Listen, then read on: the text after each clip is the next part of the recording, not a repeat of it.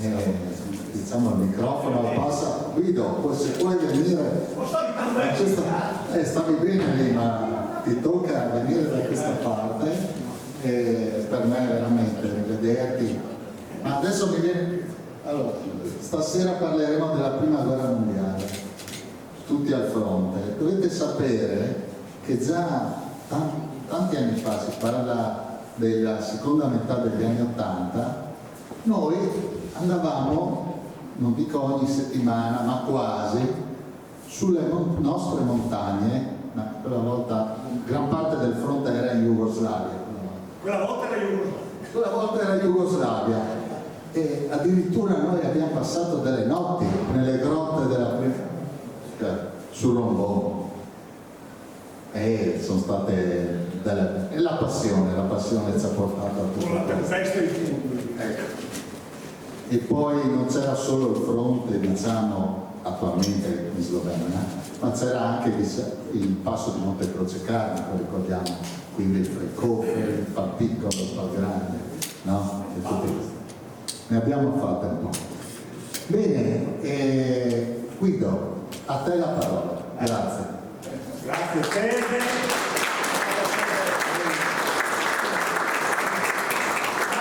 Se parlo senza microfono, no, perché mi sono messo il mio microfono, no, perché mi sembra di essere un po' lontano. La secuse. Allora, premessa, quello che ha detto Federico è vero, grande passione per la storia da sempre, quando ero bambino. Quando ero bambino, io sono della classe 66, avevo gli anziani, che per me sembravano vecchi, di oltre 70 anni, chiedo scusa per alcuni, mi sembravano vecchissimi, ma quelli che avevano anche oltre 80, che erano ancora vivi, avevano fatto la grande guerra. E quindi io, quando ero un ragazzotto, andavo col registratore: dai, raccontami questo, mi racconti questo, mi racconti quell'altro. Molti di loro erano stati ufficiali e mi hanno detto: senti, giovane Adriani, guarda, questi sono i nostri diari, tieni. Io li ho presi questi diari e messi nel comodino qui, e gli anni sono passati.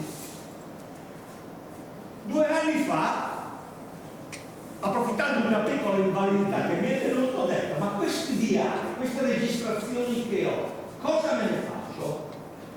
E ha cominciato a trascriverli sul computer. I diari poi non erano uno solo, ce n'erano 5-6, e poi avevo molte testimonianze che ho appunto dal registratore trascritto.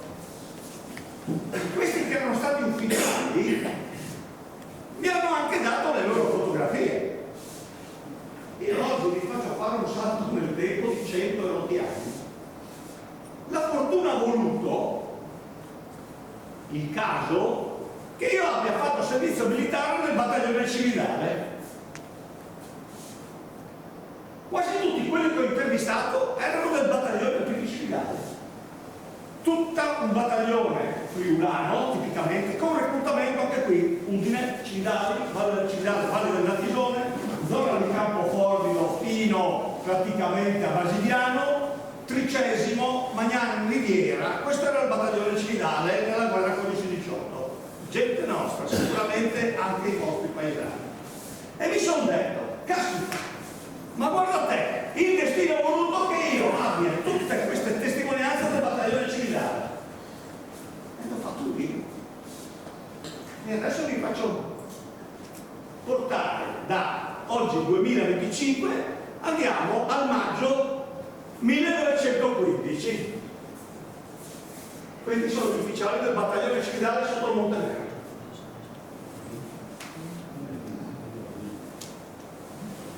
Nel maggio del 1915 sappiamo tutti che la situazione geopolitica era molto simile. L'Italia voleva entrare in guerra per portare via Trento e Trieste. C'è qualche triestino simpaticissimo? Trento e Trieste. Trento e Trieste è una città austriaca. Non giudichiamo quello che era una volta la nostra politica. Fatto si è che noi dichiariamo guerra all'Austria, convinti che la guerra sarebbe durata forse un mese, 2 mesi, massimo a Natale. Le guerre cominciano sempre così, devono cominciare a durare pochissimo, invece durano anni e anni e anni. E lo stiamo vedendo quello che sta succedendo praticamente in Ucraina e in altri posti. Questo è un documento ufficiale fatto dal comune di Cividale che dice: cittadini, non preoccupatevi, la guerra santa dovuta, quella se leggenda, se di quella propaganda orribile. Insomma, dice di stare tranquilli, che libereremo queste terre, che la guerra durerà poco, che le nostre forze armate sono qui a garantirci tutto quanto. Eccolo qui. Fidenti e sereni, raccogliamoci perciò intorno alla bandiera che i nostri soldati porteranno vittoriosa oltre i mal segnati confini per liberare i 21 maggio 1915. Ed eccoli qua, gli attili del battaglione Cividale. Foto inedita, qui siamo alla caserma Zucchi di Cividale, la caserma degli attili. Questi sono i ragazzi della classe 94-95 che hanno chiamati di leva alle armi. Qui sono con il loro sottotenente, la 20ª compagnia del battaglione Cividale, reclutamento, come ho detto prima, tutto di questa nostra terra, i dintorni di Udine, Cividale, Valle del Natisone, fino a Basigliano, Magnano di Riviera, 300 la Valle del Torre. Sono 1200 ragazzi. Uno di questi, eccolo qui, è Angelo Crocchiati. Chi era Angelo Crocchiati? Era un ragazzotto di 20 anni, poverissimo, di Siacco di Povoletto, che ecco, ho trovato il suo diario. Un giorno il gruppo alpini di Povoletto mi chiama: Guida, abbiamo trovato un diario, tutto scritto a mano, bellissimo, non sappiamo cosa farne, lo diamo a te. Grazie. Io l'ho letto, beh, vi giuro, un ragazzo di 20 anni che ha fatto tutta la guerra. Lui, quando ha fatto i 50 anni di matrimonio negli anni 60, ha fatto questo piccolo diarietto per uso esclusivo della famiglia. Evidentemente una coppia è rimasta ed è finita nelle mie mani. Quando l'ho letto mi sembrava di essere in guerra, perché lui ha descritto tutta la sua vita militare da semplice conducente di muro. Racconta che si sposa con la moglie e si sposano in febbraio e c'è tutta una storia dietro, che non aveva i soldi per sposarsi, quindi vende, il papà gli dice: vendi la bacchetta con i soldi, paghi il prete, paghi la messa, è quello che devi fare. E allora finalmente questi due si sposano con niente, solo con l'amore. Come ci si sposava una volta? Abbastanza. Da quanti anni siete sposati voi? Siamo preso di tutti e due. Benissimo. Mo si mariti dopo 2 mesi e si sono già separati, no? Allora, questi si sposano con niente, si sposano con nulla. Appena esce dalla chiesa, da una parte c'è il prezzo di richiede dei soldi, dall'altra la lettera di Canada. Appena esce dalla chiesa, sul sagrato. E lui partecipa a tutta la guerra e racconta tutte le sue avventure, disavventure, per cui la racconto. Vi faccio vedere. Battaglione Cividale, alla vigilia dell'entrata in guerra, è schierato sul Tolra, pronto a fare il primo balzo offensivo. Il primo balzo offensivo vede, questo lo conosciamo tutti, Riccardo Giusto di Udine. Riccardo Giusto è un ragazzo di 20 anni, è il primo caduto del battaglione Cividale ed è il primo caduto della Grande Guerra. Lui ufficialmente è stato riconosciuto come il primo soldato italiano caduto nella Grande Guerra. E io ho il diario del tenente Lorenzito Capellani che racconta, era lì, 110ª compagnia, tenente Lorenzito Capellani, appena giunto dal deposito, racconta che alla mezzanotte il comandante Bacino Lupi, comandante del battaglione, chiama gli ufficiali e dice a mezzanotte prepariamoci a partire, carichiamo le armi, passiamo al passo Solari e il confine e in marcia. E lui comunica a questo sottotenente di 19 anni di Monte Udinese, il cui diario mi è arrivato dall'Australia. Quando è morto ha saputo che un ragazzotto stava cercando storie di alpini, ha lasciato come diciamo testamento di farmi inviare questo diario dall'Australia, da Melbourne, che è arrivato tramite gli alpini di Tricesimo. Gli alpini di Tricesimo hanno detto eccolo qua. Ah, mamma. Lorenzino Capoleone descrive come avviene quella notte, il passaggio. Arrivano a passo Solare di notte tutti in fila e dice caricate le armi. E allora i suoi alpini, che avevano 19 anni come lui, dicono momento, signor tenente, siamo in guerra. E lui dice ma come nessuno me l'ha detto? Oddio, forse avrei dovuto dirlo io. Cioè, i suoi alpini non sapevano nulla, cioè un po' come succede adesso, mandano al fronte i ragazzi senza dire niente, è un'esercitazione e poi si ritrovano, più o meno, almeno ai russi quello che è stato, è un'esercitazione militare e si sono trovati in guerra. E così i nostri alpini del Cividale apprendono in quel momento, alla mezzanotte del 24 maggio 1915, che sono entrati in guerra.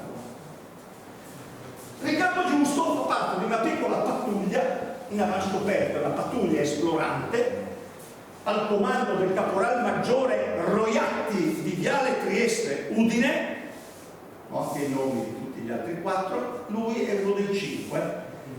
Il plotone comandato dal tenente Persolia Antonio di Cividale, la compagnia da Aldo della Bianca di Morsano al Tagliamento, la 16ª compagnia del battaglione Cividale. Loro passano il confine, è una notte rischiarata un po' dalla luna, gli austriaci sono oltre il passo, il territorio oggi sloveno. Quando la pattuglia di Riccardo Giusto, quella di Roiatti, comandata da Roiatti, arriva oltre il confine a Capenasleme, gli austriaci li vedono, si accende una scaramuccia, si spara da una parte e dall'altra, Riccardo viene colpito alla testa, cade a terra ormai praticamente in coma, lo soccorrono e lo portano con la barella indietro. E Lorenzino Cappellari scrive: vediamo passare un poverino con la barella lungo tutta la fila di 1000 uomini che sono lì, e posso immaginare cosa tutti abbiano pensato. Eccoci qua, la guerra è iniziata da 2 ore, abbiamo già il primo e domani potremmo essere noi. E in effetti il battaglione Cividale, non so se si riesce a leggere, questa è l'ultima lettera di Riccardo Giusto, perché poi le cose mi capitano in una specie di chiamata esoterica. Il capogruppo degli alpini di Udine Est, Robertino, mi fa: Guido, ho delle robe della Grande Guerra, mi dà un carteggio, dentro c'è la lettera di Riccardo, vedete che è firmata lì Riccardo. Tenere in mano quella lettera lì mi ha fatto venire i peli dritti. Adesso vi leggo che cosa scrive. Lui scrive all'Agnese, ovvero alla sorella alla moglie del fratello, e dice in riassunto che si sta preparando la guerra, che dall'altra parte ci sono ben 7 battaglioni austriaci che gli hanno ritirato gli indumenti che non servono e gli hanno dato un pacchetto di caricatori. Caro fratello, aspettiamo di partire ora per via della mobilitazione. In quel paese vicino al nostro sia tedesco sono 4 compagnie tedesche con 11 batterie da montagna. Caro fratello, farmi il piacere di mandarmi, e scrive, di salutare la nonna, salute Busekel, salute l'altri, Ines, salute e Busela non è per me, mandi Ines, mandi fra di Riccardo. Beh, Ma che documento è una del genere? Dovrebbe stare in un museo quel documento. Di Albertino, capogruppo di Udine Est, portargli un museo, magari a Civita. O magari quello della brigata Iulia. La chiamata, abbiamo detto c'è la mobilitazione, ecco che vengono chiamati, viene chiamata la più bella gioventù d'Italia, sono ragazzi tra i 19 e i 32 anni, qui vediamo gli ufficiali cividalesi, i fratelli Bonitti che moriranno poi in guerra, Vittorio Podrecca che sopravviverà, abbiamo Leone Periz da Cividale, di cui sono amicissimo della famiglia, una nipote molto carina, se posso dire. Una nipote No, è troppo bella. molto carina. Meriterebbe una puntata se Non si può. Non si può. E avrà una storia particolare che poi vedremo. Periz lo vediamo alla fine. Che fine fa? Partono anche loro ovviamente con il battaglione. Tutti quelli sono il battaglione cividale qua. Ed eccolo qua, lo vediamo, Angelo Procchiati col suo mulo a Caporetto. Eccolo. Idealmente, diciamo a Caporetto, questi sono i muli, Angelo Procchiati racconta che col suo fino mulo segue il battaglione, il suo è il Valnatisone, che è il battaglione fratello cividale, e racconta come quell'inverno 1915-1916 fu freddissimo e nevosissimo, con 6 metri di neve, e lui col suo filo mulo a portare munizioni, viveri, rifornimenti ai reparti che combattevano a circa 2000 metri sul Monte Nero a meno 20.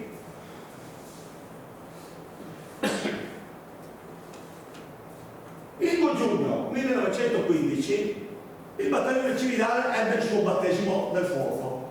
Lo ebbe qui nella conca di Köln. Siamo sul Monte Nero, sull'acroforo meridionale del Monte Nero.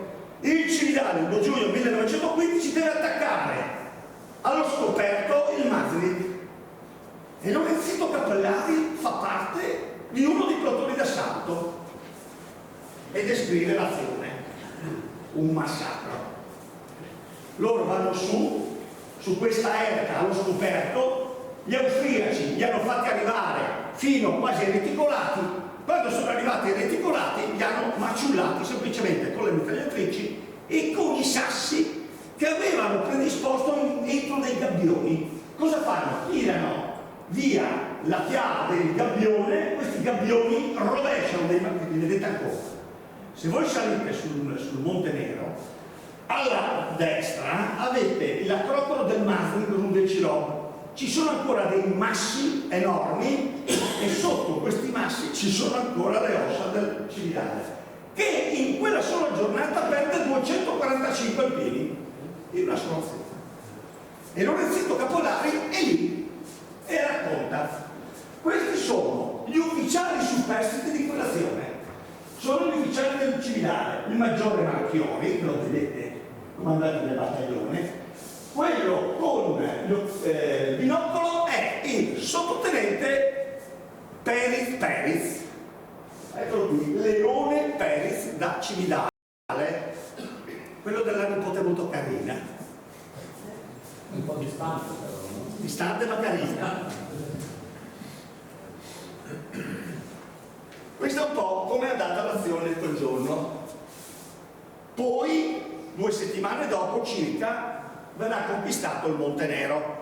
Sappiamo tutti che il Monte Nero fu conquistato dal battaglione Xile e dal tenente Alberto Pico all'alba del 16 giugno 1916, con quella famosa azione ardita, un manipolo di 5 alpini che precedette l'84esima compagnia del capitano Alvarello, salirono il pendio occidentale, lo potete vedere, del Monte Nero, mentre l'azione fatta da Cividale la potete vedere in giallo segnata alla destra della fotografia. Questa è la zona di operazione del Cividale nell'estate 1915. Questo è il campo di battaglia, foto d'epoca. Lorenzino la Cappellari, nel suo diario meraviglioso, racconta l'azione del 28 settembre 1915. L'azione è contro il Merzli, che è un'altura vicino a Montenero. Oggi è una selva boscosa. Lorenzito Cappellari è comandante di un plotone al seguito di una compagnia piemontese che attacca per prima. La compagnia piemontese parte di notte e loro ovviamente dietro.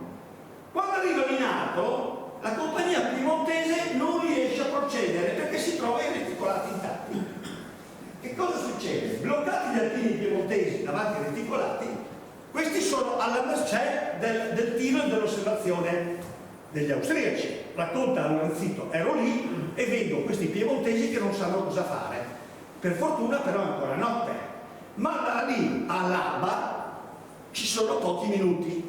Quando arriva l'alba, gli austriaci si avvedono che questa compagnia di piemontesi è ferma allo scoperto e nella semi-oscurità indovinano le ombre degli alpini appiattiti a terra per cercare di salvarsi. E allora ecco che cominciano i cecchini a sparare. Tapum! Tapum! Ogni colpo è un morto. Gli alpini piemontesi prendono paura. Cosa fanno? Scappano. Non c'è niente da fare. Scendendo, travolgono gli alpini di Lorenzito Cappellari che erano di rincalzo. A un certo punto la paura e il panico contagiano tutti. Tutti si ributtano verso la base di partenza dell'assalto che era sull'Isonzo, dove un colonnello arriva lì, gli ha dato l'ordine di ripiegare. Gli ufficiali a rapporto, verrà fatto un processo. Il comandante della compagnia delle SIL fu processato. Al processo dovette anche testimoniare Lorenzito Cappellari che disse come era andata l'azione, che semplicemente loro erano dietro e che quando hanno visto gli altri venire in giù anche loro si sono ritirati. Come sia finita la storia nei confronti di quel capitano, Lorenzito dice io non l'ho più visto, non sappiamo che fine abbia fatto. Lorenzito Cappellari invece verrà destinato ad un altro battaglione ed era ferito in un'azione successiva. Questi sono sempre gli ufficiali del battaglione Cividale nell'estate 1915. Foto trovata in un mercatino per caso dietro tutti i nomi degli ufficiali, quindi sappiamo anche chi sono. Tenente capitano Mosca, Persoglia, ecco quello un po' piegato, quello il tenente Persoglia, il maggiore Marchioli, il terzo da sinistra, il tenente Giamelo, quelli che ricordo a memoria. Questa foto fa venire i brividi. Potrete vedere migliaia di foto della Grande Guerra, migliaia, ma di assalti? No, di assalti ne troverete molto poco. Questo è l'assalto del Merzli. Foto scattata, se ricordo bene, il 15 novembre 1915. Io non so chi sia stato quel fotografo che abbia avuto il coraggio di fare una fotografia, certo sgranata quanto volete, ma dovete pensare alle condizioni. Nel mentre loro andavano all'assalto, dall'altra parte stavano sparando. È incredibile. Questa foto ha dell'incredibile. È una delle rare foto che abbia mai visto in vita mia di un assalto proprio fotografato non da una trincea, ma proprio mentre vanno all'assalto. Troverete migliaia di foto, ma sempre in trincea o a riposo, mai all'assalto. Questa è una foto molto molto rara. Sappiamo che è una compagnia piemontese che va all'assalto.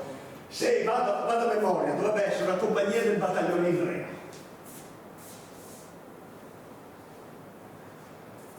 Il battaglione Cividale rimane nella zona del Montenero fino ai primi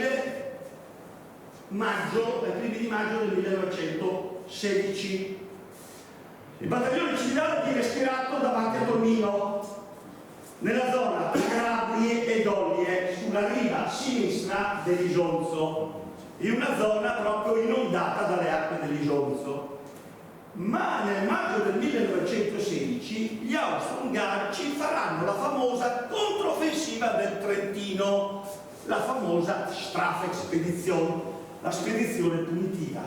Questa spedizione, che ha come comprensorio da Rovereto alla Valsugana, quindi l'altipiano di Asiago, vuole per gli austro-ungarici essere un'offensiva che batta gli italiani entrando nella luna vicentina per costringere, diciamo, all'accerchiamento tutto l'armata, le due armate dell'Isonzo che combattevano appunto qui da noi. Quindi gli austriaci con quell'azione vogliono vincere la guerra. Per le armi italiane fu invece una terribile battaglia che fu vinta alla fine, o meglio, fu contenuta combattendo sui monti della Valdastico e sui monti di Asiago. Il battaglione sfidale assieme al Valmatesone furono due battaglioni che concorsero ad arrestare l'offensiva austriaca nella zona della Valdastico. Quindi siamo Monte Cimone di Arsiero, Posina, l'Alto Vicentino, sopra Schio e Tiene, quella zona lì tanto per i fisici. E questa foto è una foto originale, sono nel film del Cividale che si sono sistemati in difesa. Qui siamo sul Novegno. Tra gli ufficiali che cadono in quella battaglia vi è Tito Caporali, capitano Tito Caporali Scledense. Cosa vuol dire? Che è un abitante di Schio.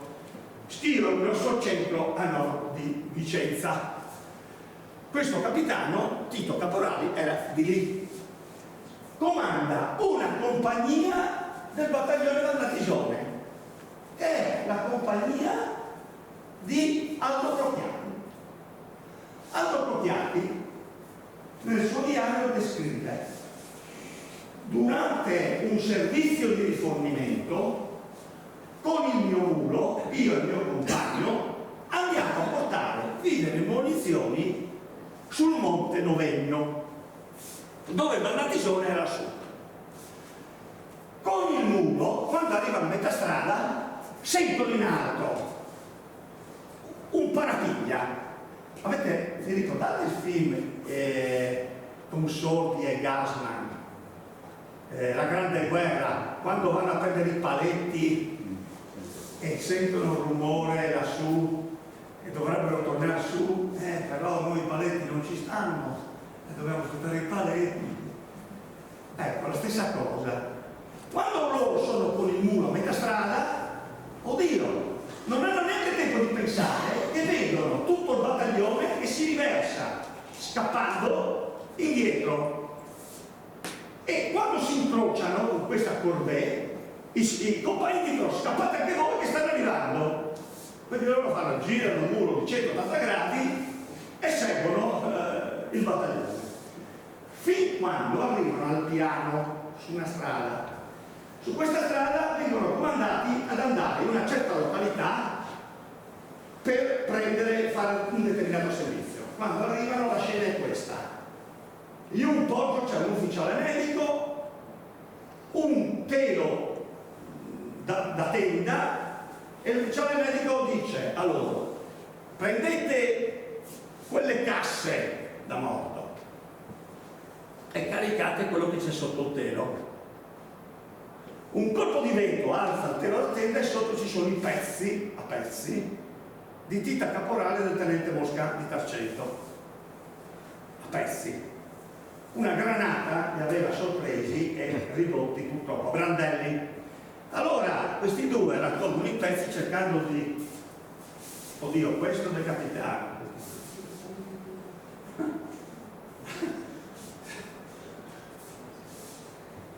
Questo del... Ricompongono la cassetta, le cassette, e partono alla volta di Schio con questo macabro fardello. Quando passano per la via principale di Schio, un bambinetto chiama la mamma, e lui lo testimonia: mamma, c'è il dottore di papà. Questo bambinetto aveva riconosciuto il medico e questa moglie chiede informazioni del marito. Il medico dice niente, aveva un marito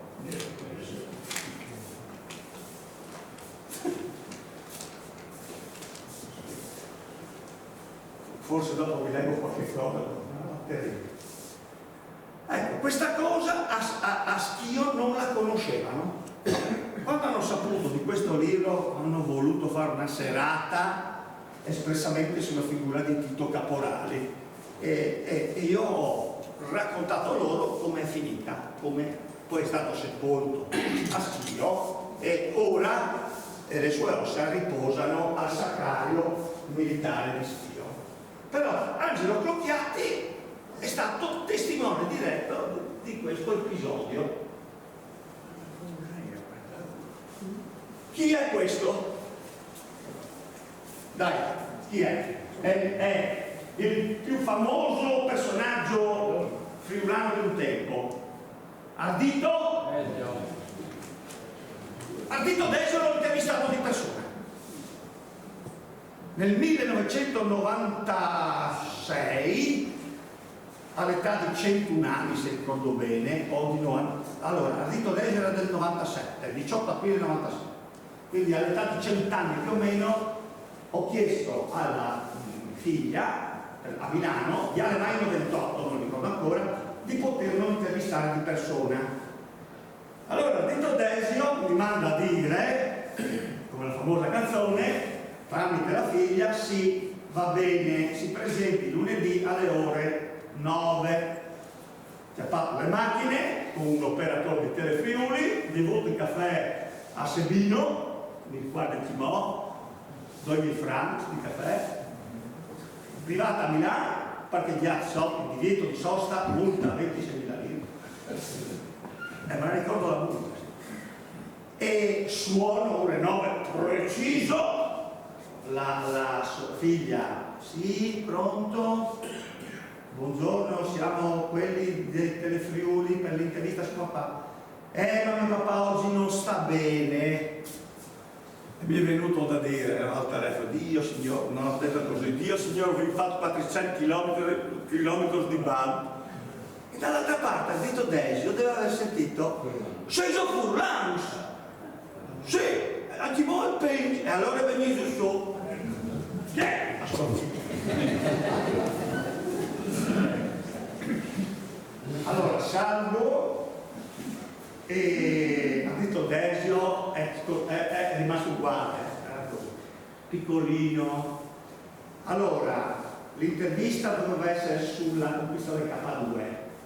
Sapete che lui sta sul K2 lui non voleva, perché era morto uno e c'era stata una polemica che dura ancora adesso. Non fatemi nessuna domanda sul K2. E allora io gli ho chiesto, ci può raccontare quando era in guerra? E mi ha raccontato la sua storia militare. Ve la faccio semplice, se no finiamo domani. Io ho già 7, dov'è? Io ho già 7. Allora, no, resta, non vede che dopo vi altro le bottiglie. Allora, Ardito Desio è andato volontario, ciclista, automobilista, quando scoppiata la guerra, 24 maggio del 15, falsificando a scuola, lui era all'Ustellini. È stato mandato a fare il portaordini presso le unità che combattevano sul monte Sabotino. Dopodiché il suo capitano gli ha detto: voi siete troppo giovani, perché siete della classe 97, tornate a casa a studiare, tanto il prossimo anno la guerra qui va per le lunghe e vi chiamano. E infatti lui è partito nel 1916 ed è andato a fare la scuola mitraglieri a Brescia ed è rimasto un anno come ufficiale addetto all'addestramento dei mitraglieri, fino a quando, dopo 1000 insistenze, riesce ad andare al fronte. Arriva al fronte alla vigilia della battaglia di Caporetto. Bellissimo, fatto prigioniero subito.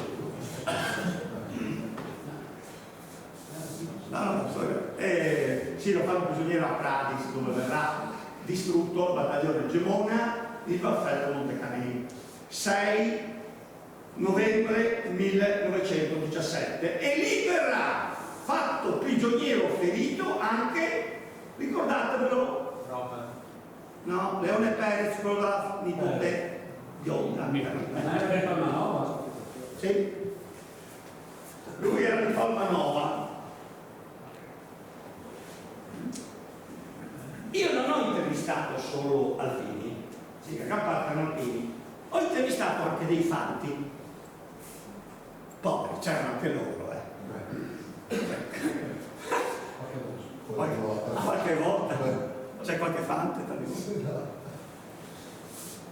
La Grande Guerra è la fanteria che subì le più spaventose perdite.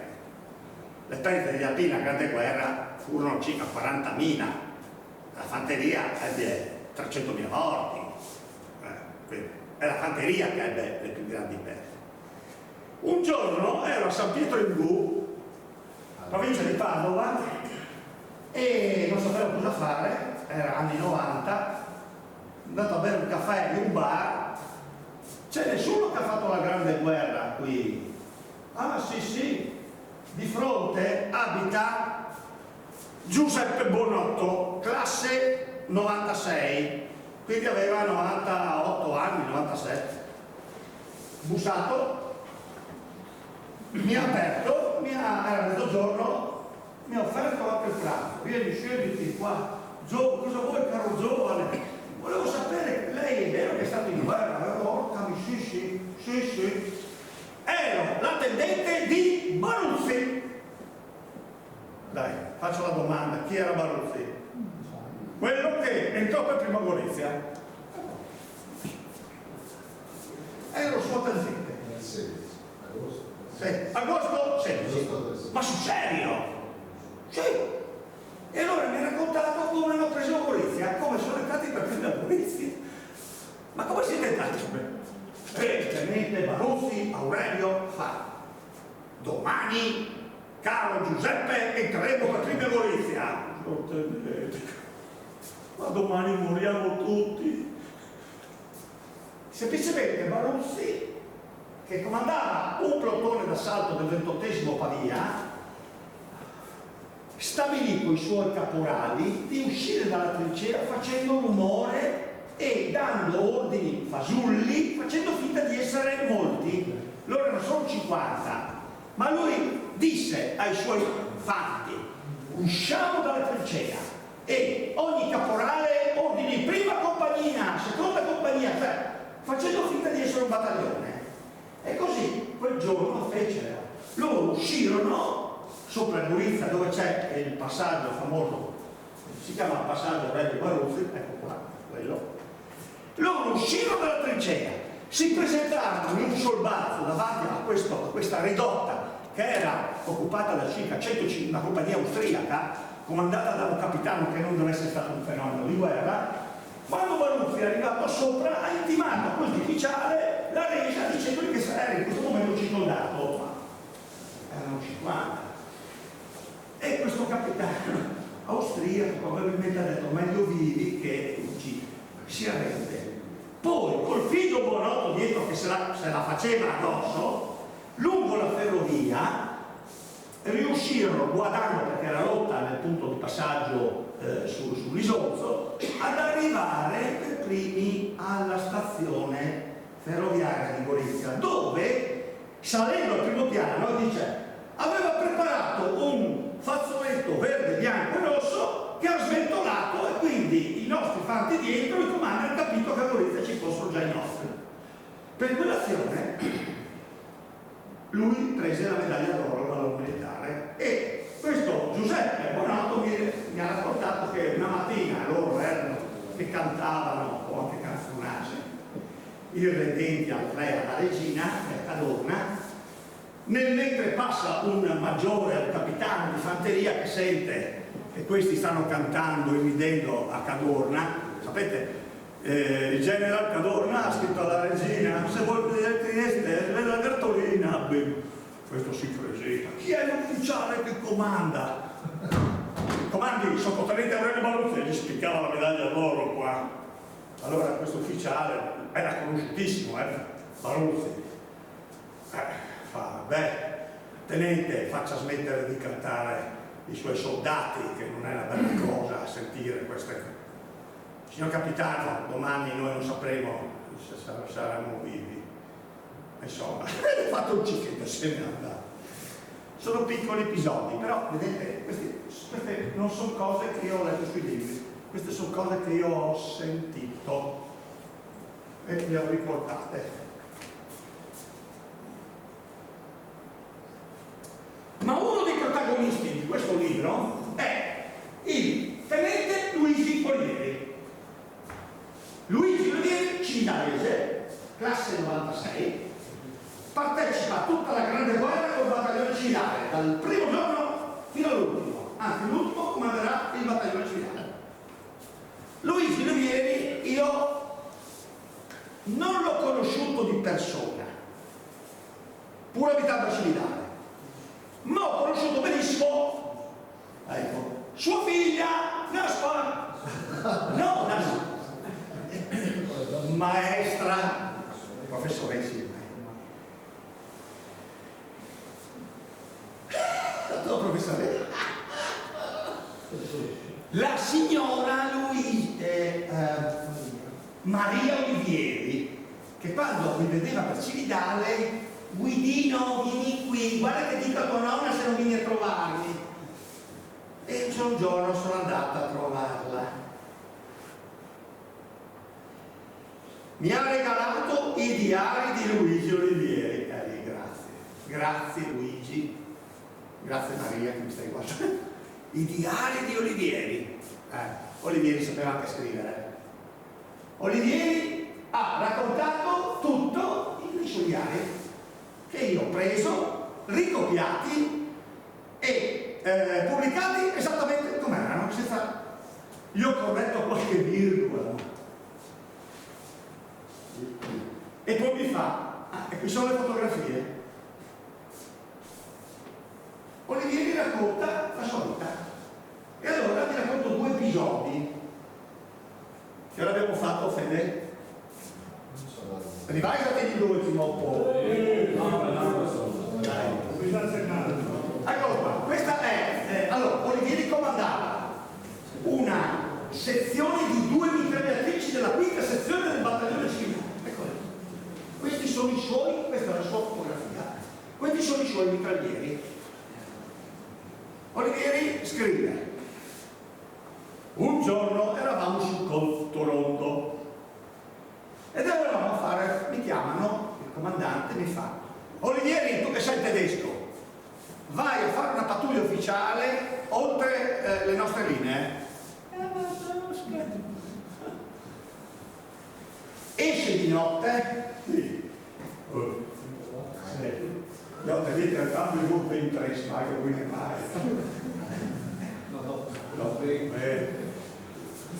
Olivieri racconta questo, perché la bellezza di questi racconti è che quando li leggi sembra di essere lì. Sembra di essere lì. Allora racconta che partono di notte, oltrepassano i nostri reticolati, strisciano sotto i reticolati austriaci e si mettono ad ascoltare. Dopo un po' decidono di tornare giustamente indietro, protetti dall'oscurità. Solo che, tornando indietro, allora, le trincee non erano molto vicine, parliamo di anche 200-300 metri di distanza. Siamo in un terreno montuoso, non è come sul Carso, dove le trincee erano 50-100 metri. Qui parliamo di trincee distanti, però sempre trincee con i reticolati.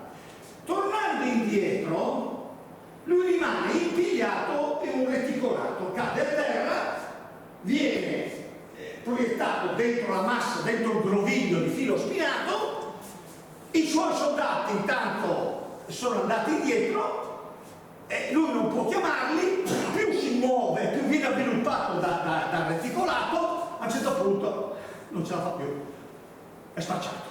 È completamente avvinghiato ai reticolati e ora dice adesso io morirò congelato. Era il mese di marzo del 17, dice che qui la notte scenderà a -10, io sono fermo morirò assiderato. E se non morirò assiderato, domani mattina, ammesso di sopravvivere, gli austriaci che sono a 30-40 metri mi vedono e mi ammazzano.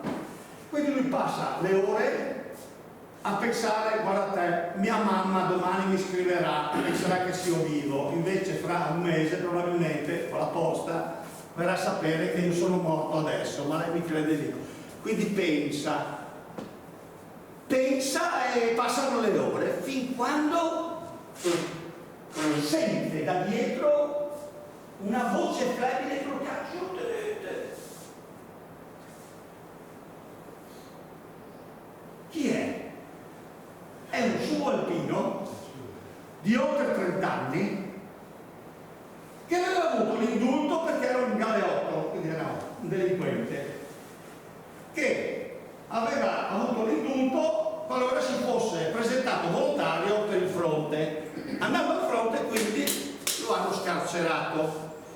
Mentre tutti loro avevano tra i 19 e i 25 anni, questo ne aveva oltre 35 probabilmente. Comunque, lui di notte torna indietro a prendere il suo ufficiale che era rimasto sotto i reticolati. Piano piano lo sfila dalle maglie del reticolato. Lui era già congelato, cioè non poteva muoversi, braccia e gambe non gli funzionavano, scrive, se lo carica in qualche maniera sulle spalle e lo riporta nella linea italiana, al che viene schierato, rifocillato, lui riesce a riprendersi e poi lo manda a chiamare. Vieni qui. Mi dica, signor tenente, ma senti, ma come hai fatto? Signor tenente, è più facile venire a togliere il mio tenente dai reticolati austriaci che sfilare il portafoglio in Galleria Vittorio Emanuele a Milano. Giuro. Di lui sappiamo che mantenne amicizia fino alla fine dei suoi giorni, che si rifece una vita, che si sposò e che ebbe una vita onesta. È un episodio che mi ha commosso, vi assicuro che mi ha commosso. E giovane, vieni qua che dov'è? Ah, ecco, ce l'ho fatta. Un altro episodio, forse ancora più bello, sempre raccontato da Olivieri, sempre nella stessa zona. Loro erano sulla Musalta di Firenze. Una mattina vedono un bombardamento italiano sulla cima austriaca. Pim pum, arrivano 2, 3, 4 colpi, l'esplosione fa proiettare un poveretto austriaco in un crepaccio. Finita l'esplosione, questo poveretto austriaco urlava disperato perché era ferito. Che fare? Gli austriaci, i suoi compagni, hanno paura di scendere. Perché? Perché sennò i nostri hanno sparato. Allora i nostri, racconto ieri, con le mani, insomma, austriaci, andate a prenderlo, che non spariamo. Allora gli austriaci si sono fidati, hanno tentato di raggiungerlo, ma non ce l'hanno fatta. Perché? Perché questo crepaccio, questo canalone è stato difficile da fare. Bene. Allora, questa volta gli austriaci con un megafono hanno risposto ai nostri: oh, gli italiani, andate voi, stavolta siamo noi a non sparare. Allora, è partito il cappellano Don Martinoli, un tenente medico, 4 portaferiti rocciatori. Escono, con un po' di fatica, arrivano. Questo poveretto aveva la gamba rotta. Allora gli curano un po'. E a un certo punto, va bene, adesso noi ti abbiamo salvato la gamba. Adesso se vuoi torna su. Oppure vieni con noi da prigioniero. Allora questo ha fatto 2 conti, in fin dei conti, la vita ce lo salva, questi non mi hanno ammazzato, perché quando sei prigionieri il problema è quel momento in cui ti catturi, non sai, sei alla mercé di gente armata. Hanno visto che questi erano bravi tedeschi. Allora questo ha detto le seguenti parole che io per memoria. Quando mia moglie e i miei figli sapranno della mia disavventura, pregheranno per voi alpini italiani miei salvatori. Questa è una cosa che proverete chi ha la fortuna di leggerlo, ti lascia un po' l'umanità che c'è anche nella guerra, poi da altre parti si scanavano, Bene. Avete mai sentito parlare della battaglia di Caporetto?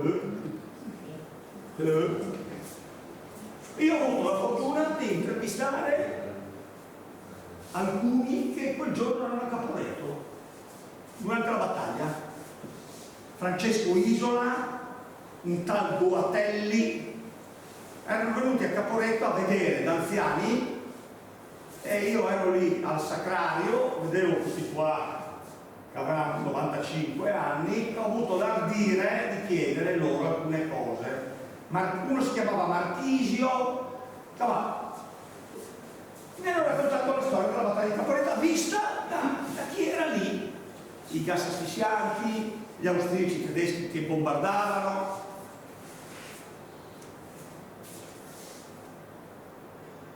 Tra questi c'era Paolo Peli. Chi era Paolo Peli? L'unica medaglia d'oro alla battaglia di Caporetto. L'unico. Ma come è possibile? Una battaglia che ha coinvolto 500.000 di uomini da una parte e mezzo dall'altra, ci sia stata una sola medaglia d'oro? Sì, a Passo Zagardani, questo. Qui, lui è morto qui, tenendo testa per 5 ore ai soldati del reggimento bavarese della Guardia. Paolo Peli era un sergente mitragliere di Pulaveno, Brescia.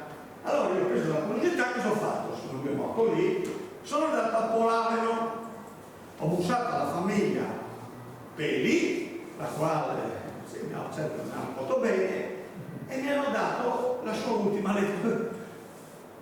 La lettera che c'era scritta e pubblicata era stato abbandonato dall'amorosa e lui gli aveva mandato una lettera bruttissima dicendo le peggio cose, ma come io sono qui a combattere, mi avevi promesso l'uso.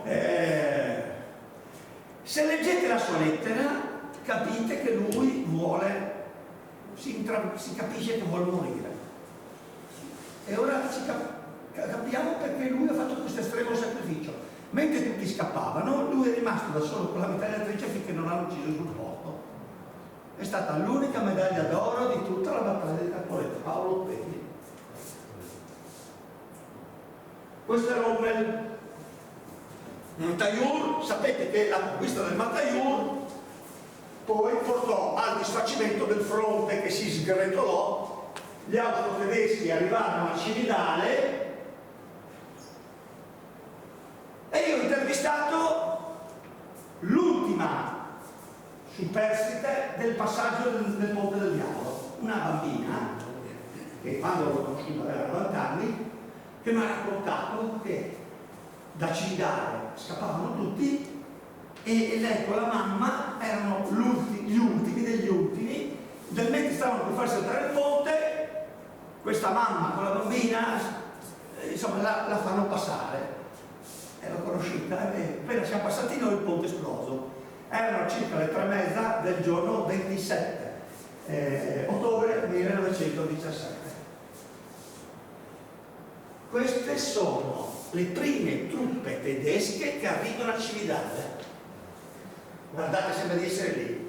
Questa fotografia è stata scattata probabilmente alle 3:45 dello stesso giorno, quindi un quarto d'ora dopo la distruzione del ponte. Arrivano i tedeschi, la città è deserta, la gente si è chiusa nelle case atterrita e i tedeschi arrivano in piazza del Duomo. Foto mia inedita, personale, bellissima. Trovate un album di fotografie impeccabili. Questa è casa mia. Vedete dove è scritto tipografia G. Fulvio? Vedete? Vedete? G. Fulvio, quella è casa mia. Quindi ho avuto gli austriaci e tedeschi in casa. Ho avuto la fortuna di vivere coincidere con la mia bisnonna e mia nonna. La mia bisnonna classe 97 e mia nonna classe 901, alle quali quando ero ragazzotto chiedevo loro come hanno vissuto la ritirata di Caporetto, una, e l'occupazione tedesca, l'altra. Quella del 97 mi ha detto, questo non l'ho voluto scrivere, non me la sono sentita. Quando mia bisnonna abitava a Moimacco, casa di contadini, un po' come vivere qui a Capofornido. Stavano fuori i loro ragazzotti a vedere, passavano, ho detto, migliaia di ragazzi, passavano queste colonne interminabili di soldati. E lei, che era una ragazza di 20 anni, era stata anche carina. Quando aveva 90 anni, aveva una sole così, non me la sono mai immaginata carina, ma i ragazzi dicevano: ciao bella, quanti anni hai? 20, anche noi, dove andate a morire? Ogni volta che questa mi fa un effetto, vedeva i muli che partivano, andavano verso il fronte, tornavano pieni di feriti. No, mi ha raccontato, lei ha avuto la fortuna di scappare durante l'avanzata tedesca, essendo donna, 20 anni, il mio trisnonno ha preso le figlie, erano 5 figlie, tra i 15 e i 25 anni, ed è scappato oltre il Piave perché sapeva che se fossero rimaste qui le donne avrebbero potuto subire quello che sappiamo. Andata profuga a Collodi, Toscana, provincia di Credo Pistoia, dove i profughi friulani erano trattati malissimo, visti come appestati.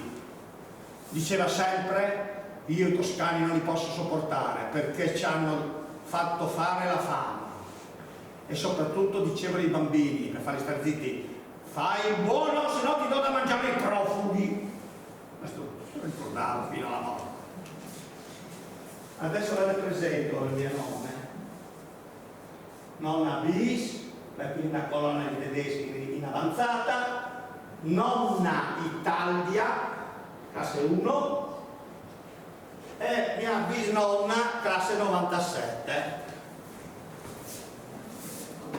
Boh, ciao.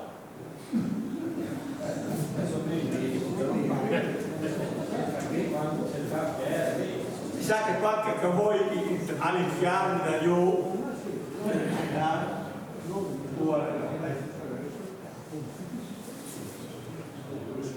Uno che ho trovato oltre quasi 100 anni si chiamava Carniel, mi pare Angelo Carniel, sono sicuro, di Vigo Novo, Pordenone. Non è lui, una foto, questo è un ardito, siccome poi lui andò agli arditi. Allora, questo Carniel aveva 17 anni, 18, quando c'è stata la ritirata di Caporetto. Lui non era militare, era un lavoratore, un operaio militarizzato. Quindi lui scavava trincee per l'esercito. Quando c'è stata la ritirata di Caporetto, lui era nelle retrovie. Che cosa fa? Corre a casa e in 2 giorni arriva a Vigo Novo. Si presenta a sua mamma, arrivano i tedeschi.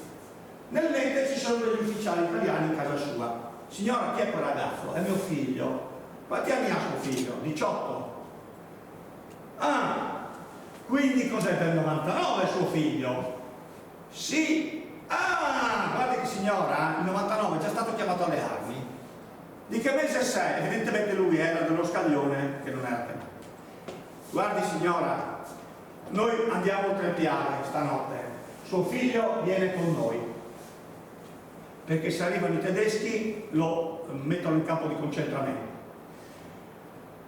Allora lui racconto bellissimo, che segue le truppe italiane oltre il Piave e va a Milano. A Milano viene assunto dalla ditta Veglia e Borletti. Vi dice qualcosa? La tigrafia della 500.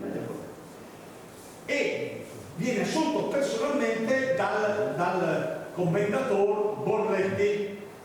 Lui e altri 6-7 ragazzi l'attenzione, remittenti alla leva.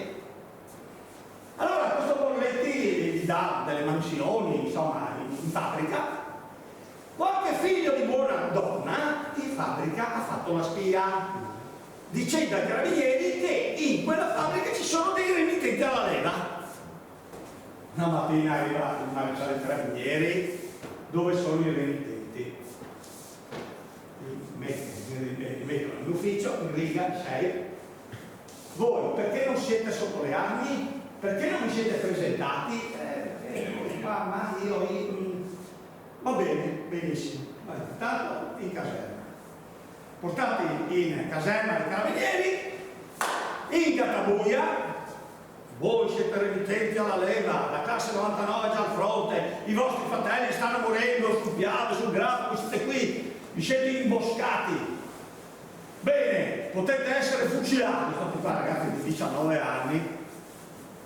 Qualche giorno dopo arriva il capitano degli arditi, vi fa chiamare, vi mette qui in riga, voi sareste tutti da fucilare.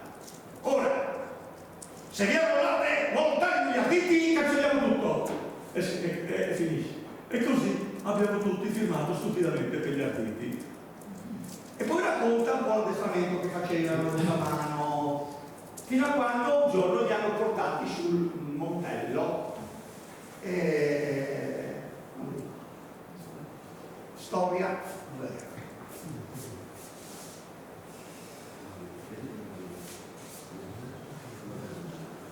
Monte Grappa. Vi racconto ancora 2 o 3 storie. Mio nonno Guido Aviani, classe 13. Chiaramente la prima guerra mondiale non l'ha fatta e neanche la seconda, grazie a Dio per lui. Negli anni 80, primi anni 80, aveva, io lo ricordo da bambino, veniva a casa nostra quasi ogni Natale, un Natale sì e 10 no, insomma, un fioretto piccolino che si chiamava, non ricordo, Mario Conte.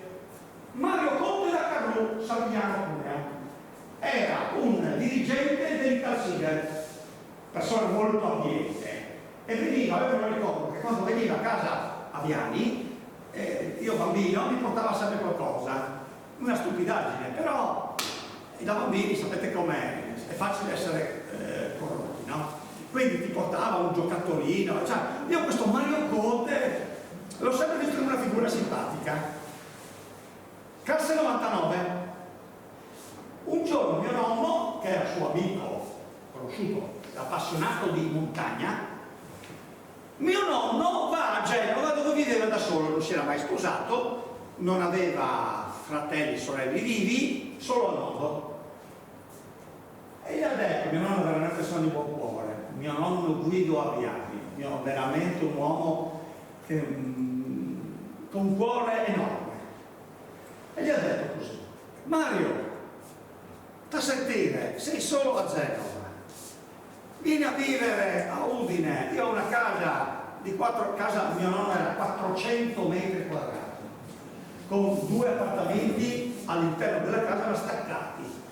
Vieni a vivere a casa mia, un piatto di minestra lo avrai sempre, hai questo appartamentino formato da un bagno, una camera e un salottino, niente di che. Ma piuttosto che sta solo a Genova da cercare di morire, vieni a Udine a morire. È morto nel 91, quindi è stato 11 anni a casa mia, 11.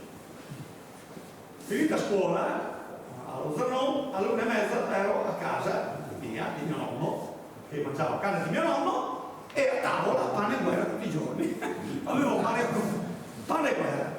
Mario, dai, raccontami di quella volta che eri lì, là, su, giù. Allora sto Mario Conte mi ha raccontato tutte le sue vicende. Poi con gli anni si era un po' ricoglionito, nel senso che non si ricordava più bene il povero. Pensate che è venuto al mio giuramento di Aosta. Io ho fatto il giuramento nell'estate dell'87 e lui, con tutte le sue medaglie, si è presentato al corpo di guardia con mio nonno, la guardia bella, che sarai stato tu di guardia bella, ha presentato le armi, è uscito il tenente Pichetto, saluto, con le medaglie, prego, sul palco, mio nonno non sul palco, lui sul palco. diario che ho ricopiato alcune cose. Vi racconto quello per cui lui piangeva. Mi ha raccontato tante cose, ma un episodio gli era rimasto impresso nella testa della guerra. Ma intanto diceva che quando c'erano gli alpini in trincea, lui dormiva tranquillo, era del genio. Quando c'erano gli alpini davanti, si dormiva bene perché quegli alpini nella prima. Anche nella seconda. Ecco, comunque lui diceva, quando c'erano gli alpini in linea, quando c'era la fattoria, non so se dormiva bene. Allora, lui era del genio, 51esima compagnia, genio Zappatori. Un giorno lui era a Vallà, vicino Castelfranco Veneto, paesino. Mi ha detto quella mattina, gli ha detto, tenente Mario Conte, prenda il suo plotone, andate tutti al cimitero di Vallà, alle ore 11. Arrivano davanti al cimitero, la scena apocalittica. 3 ali di truppe schierate a mo' di ferro di cavallo. Di fronte il muro del cimitero con una bara di legno aperta, pronta, una fossa e un poveretto portato lì, nostro, italiano, un ragazzo biondo, alto. Porca miseria. Non ci ha messo molto a capire, questa è una fucilazione. Parte il picchetto mandato da un tenente, destra, arriva il cappellano, sto qua povero, bendato, ego in assoluto, mortis. Poi un ufficiale legge la sentenza.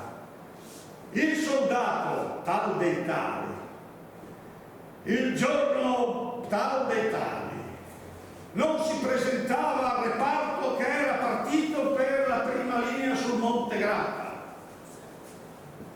Si intratteneva con una ragazza del paese,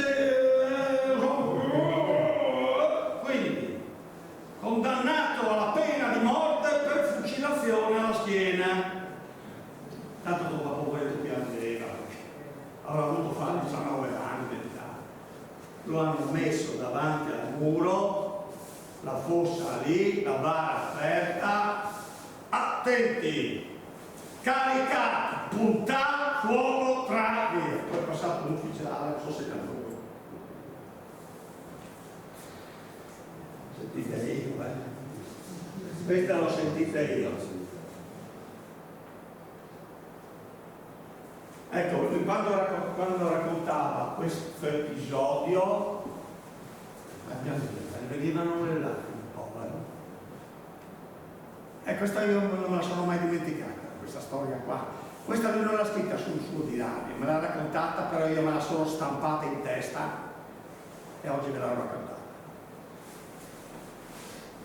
Veniamo al battaglione cividale. Il battaglione cividale per tutto il 1917 è sui monti del Trentino, sulla Busalta. Nel frattempo c'è stata Caporetto, quindi il fronte è arrivato sul Piave e anche loro che erano sul Trentino hanno l'ordine di ripiegare sul Monte Grappa. E qui Luigi Olivieri è magistrale, racconta l'avventura rocambolesca dello stacco della prima linea dalla su per arrivare a Grappa. A un certo punto c'era da attraversare a Fonzaso la strada di notte, ma la strada era in gomme di truppe austriache e cariaci che andavano verso Grappa e loro erano tagliati fuori. Allora parliamo di 500-600 uomini che sono dietro un bosco che non possono passare. Allora prendono uno di loro, gli mettono il cappotto austriaco come sordi, no? Mettono il vetro austriaco, si piazza sulla strada così e tutto il resto della sua sezione, della sua compagnia sfila di notte davanti agli austriaci che con il buio non capiscono che sono italiani, quindi loro riescono in qualche maniera a raggiungere la linea sul Grappa e lì il battaglione si schiera tutta la fine di novembre del 17 e anche i primi del 18. e ci sono le varie testimonianze di Olivieri, di Angelo Procchiati.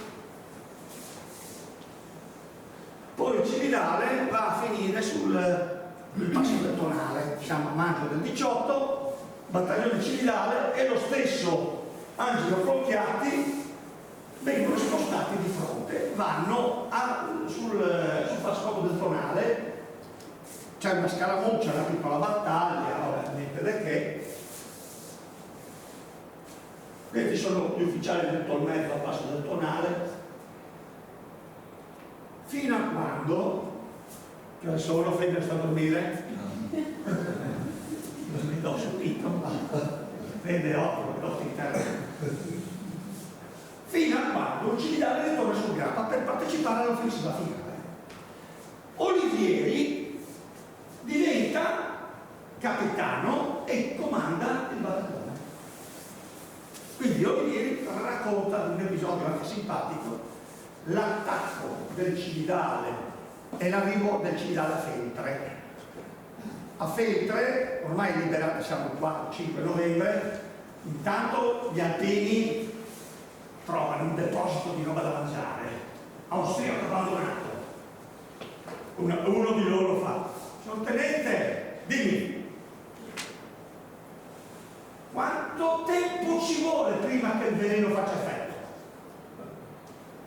Ma dico, il veleno generalmente entro 2 ore fa effetto. Perché? Ah, sa, abbiamo trovato dei viveri austriaci abbandonati. Non toccate che saranno avvelenati! Sa com'è? Abbiamo già provato. A far cosa? Ad assaggiare. Quanto tempo fa? Sono già passate 3 ore. Beh, allora se non siete morti vuol dire che è buono. Arrivano a Feltre, la guerra è finita, gli austriaci sono tutti concentrati nelle scuole del paese. Però gli abitanti di Feltre ce l'avevano morta perché avevano subito un anno di angheria. Quindi dalle colline circostanti sparano contro le scuole, ammazzano anche qualcuno. Allora gli altri del Cividale si mettono, entrano nella scuola con il loro cappello, gli abitanti di Feltre si accorgono che sono alpini anche, quindi smettono immediatamente di sparare. Un bel gesto, nessuno gliel'ha ordinato, hanno fatto di loro. La guerra è finita, basta, questi non sono più i nostri nemici. Questo è un bel gesto che va scritto a Poverò di Pietro. Ma veniamo che c'è quel poveretto di Angelo Procchiati, che era 3 anni al fronte. Angelo Procchiati diserta. Diserta. Lui era a passo del Tonale, viene a sapere che la guerra è finita, basta, ha le palle piene della guerra, molla tutto, non so dopo come sia finita, ma evidentemente era vissuto fino a 90 anni. Bene, molla tutto, arriva in treno, arriva a Treviso più o meno. Il treno avrebbe portato a Udine. I carabinieri, biglietto permesso. Alpino, dov'è la tua permesso? Non ce l'ho. Allora, com'è andata? Io non lo scrive, ma io lo immagino. Essendo friulano ed essendo la sua famiglia rimasta in zona di occupazione austriaca, deve aver detto: sono 3 anni che non torno a casa, sono friulano, la mia famiglia è rimasta oltre il Piave, sto tornando a casa, la guerra è finita, lasciatemi andare. È evidente che c'è qualche carabinieri qua? Bravi, infatti bravissimi, lo hanno, scendi dal treno e sparisci. Lui che cosa fa? Riprende il treno dopo, arriva alla stazione di Udine. Questa foto, guardate la foto che io ho rubato, dico, in una gelateria del Cividale. Questi sono gli austriaci il 4 novembre che vanno via da fine. Questo è il Cividale, dove c'era la Casa Rossa che hanno buttato giù l'anno scorso. Piazzale Ogda. Piazzale Ogda. Piazzale Ogda. Lì, guardate. questa è via Cividale, l'inizio di via Cividale. Clocchiate, arriva a Udine in stazione, scende dal treno e da Udine a Siacco, quanto sarà? 3 ore a piedi, via Cividale, Fovoletto, sì, siamo arrivati di notte. No, aspetta, voglio leggere, questa ve la leggo. 4, 8, 12. No, adesso 3 ore, lui arriva di notte. Quindi, no, questa è la questa ve la devo proprio, perché è emozionante, fa anche piangere un po'. Ascolta, non sono io che dico, finalmente arriviamo all'armistizio, tutta una confusione, ma il giorno 7 novembre, ansioso di ritornare a casa senza licenza, riuscì ad arrivare a Brescia e a salire su di un treno merci pieno di profughi che andavano a Treviso, ma ad un controllo i carabinieri mi trovarono senza licenza. Mi fecero scendere e mi rimandarono da dove ero venuto, ma il giorno dopo riuscì ad arrivare fino a Treviso e poi un po' a piedi e un po' in camion arrivai a casa il 10 novembre alle 2 di notte. Ecco, questo è un particolare. Oh. Alle 2 di notte arrivando a Siacco, buio e nebbia. Non osando entrare in casa, mi acquattai sotto la finestra per sentire se ci fosse qualcuno, ma dopo un quarto d'ora di attesa, non resistendo più, presi un pugno di ghiaia e lo gettai contro gli scuri. Sentii una voce allarmata dall'interno.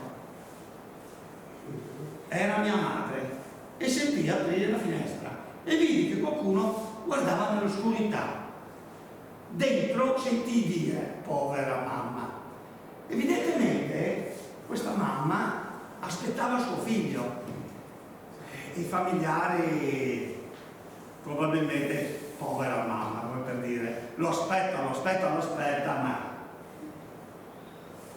sentii una voce armata e sentii e vidi: povera mamma, non c'è nessuno. Allora dissi: sì, c'è qualcuno e voi siete tutti. Sì, siamo tutti, e tu come stai? Stai bene? Mi risposero commosse e commosso aggiunsi: no, ho una gran fame, ma una grande contentezza a trovarvi tutti salvi. Ce l'ha fatta? Ce l'ha fatta. Concludo.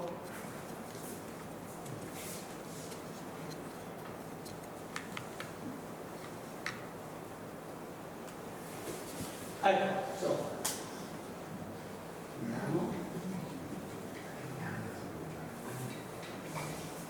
che città è questa? Cividale. Cividale del Friuli, vista dal campanile del vecchio ospedale. Quella che vedete sulla destra, all'estrema destra, è casa Periz. Cosa vi dice Periz? La bella nipote, importante. Un po' distante. Un po' distante, è stata carina. Questo è lui con sua moglie, innamoratissimo della sua Isa, innamoratissimo. Lui, nei giorni della partenza per il fronte, e lei, Isa Tellini di Udine. Parenti di quei Tellini famosi a Udine. Questo è lui con la moglie e i 2 figli, Idanna e Vincenzo, ufficiale della 20ª compagnia sul fronte greco-albanese, sempre del battaglione Cividale. Lui viene ferito. No, concludo con questa immagine. Lui scriveva alla moglie ogni giorno: io che vado a casa Periz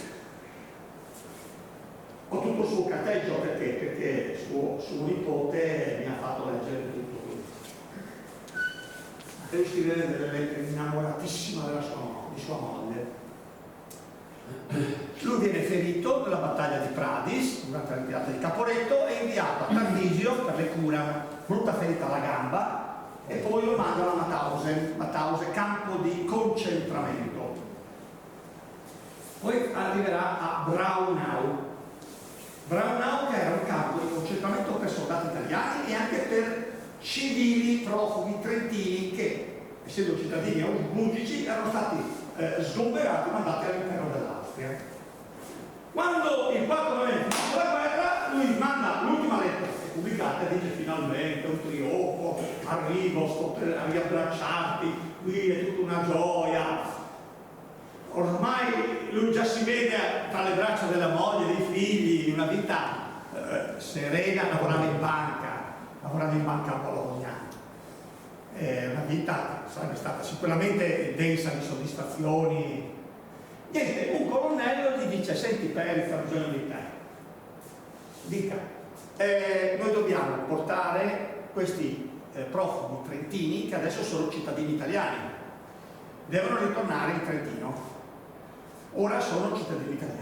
Quindi noi dobbiamo aiutarli. Posso immaginare, se il colonnello, sono 3 anni che non vedo mia moglie. Lui però accetta di dare una mano e viene, insomma, è al grado di capitano.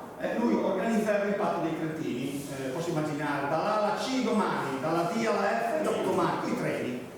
Fin quando lui ci mette 20 giorni a fare questo compito, intorno al 22 di novembre, il 23 di novembre c'è l'ultima sua fotografia e l'ultima sua lettera, datata 23 novembre 18.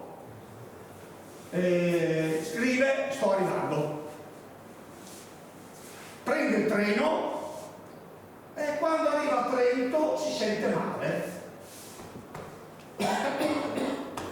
Sapete che c'è stata l'epidemia di spagnola, no? Nell'ottobre del 18. Lui contrae la spagnola. Lo portano all'ospedale di Trento il giorno 29 novembre, morto, fulminato. Viene seppellito a Trento e negli anni successivi viene riesumato e ora è a Cividale. Io ogni 8 mesi vado a pulirgli la tomba, avendo la tomba di famiglia vicino alla sua, ogni tanto con la scoffa vado a pulirgli un po'. E un giorno mi è successa una cosa, non so, stavo pulendo la tomba. A un certo punto, con la mazza, sento un tintinio. Ma cosa? Mi guarda, il cimitero deserto. Ma cosa? Un tintinio. Il cimitero, se di sera. Mi accorgo che sulla parete della tomba, dove c'è scritto Isa Tellini, la moglie, era caduta la Z. Niente di che, ma guarda che cazzo, cioè, non è che aveva niente, un po' di stufo, il giorno dopo gli ho rimesso la Z, adesso ho messo. 2 settimane dopo un signore viene al museo di Cividale dicendomi: Guido, sai, ho trovato tra le mie carte, che io colleziono cartoline, una cartolina che so che a te piacerà. Tu non hai un'amica a Vicenza che si chiama Perez, una molto carina? Faccio sì, come no? Anna, guarda, qui c'è una lettera di Isa Tellini che voglio regalare, ce l'ho in macchina ancora. È come se volesse ringraziare. Una bella storia, pazzesca la storia. Non so, mi è successo, io ve la racconto come è venuta, poi ognuno ci faccia le proprie lucubrazioni. Comunque è come se volesse questa Isa, che la potete vedere, è una bella ragazza, ringraziare. E con questo libro io ho voluto rendere ancora viva questa famiglia, oltre a tutte le famiglie di tutti questi nostri soldati che hanno combattuto una brutta guerra come lo sono tutte. Io mi fermerei qua, ringraziandovi per l'attenzione. Prima di andare via però io vorrei consegnare alcune copie del libro, poi se volete ne ho alcune, costa 20 euro, non di più, cifra tonda. Vorrei dare una a Federico che è il rappresentante sezionale, leggilo e non guardare solo le figure. Perché Federico... Io direi di fare un applauso intanto.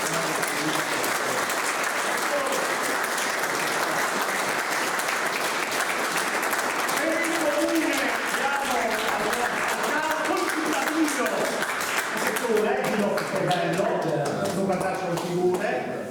Al capogruppo, dov'è il capogruppo? C'è? No, resta lì che te lo porti dopo che se no non va bene. Ecco, io ringrazio voi per l'opportunità di avermi fatti parlare dopo 108 anni. Loro adesso non hanno più voce in capitolo, però entrando li ho visti lì c'è la specie di quadro, monumento dove sono incisi i nomi. Ho visto anche coppie di fratelli ci sono anche coppie di fratelli, ho visto le coppie, pensate per quelle mamme, 2 figli persi in guerra. Bene, grazie Guido, grazie per